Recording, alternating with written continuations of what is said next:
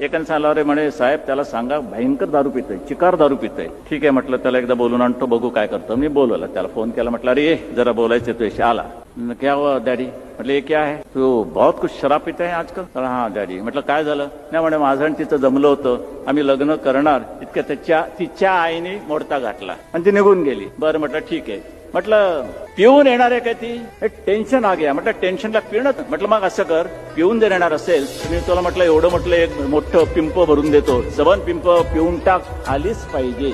व्यसनाधीन होऊ नका, बिलकुल होऊ नका. आजपर्यंत ह्या आयुष्याने सुद्धा कधी व्यसन लावून घेतलं नाही, ना दारूच्या व्यसनाला मागे गेलो, ना कुठच्या व्यसनाच्या अधीन झालो नाही. पण वडिलांनी सांगितलं व्यसन असं असावं की ये म्हटलं की यावं आणि जा म्हटलं की जावं, तुम्ही त्याच्या मागे फरफटत जाता कामा नये.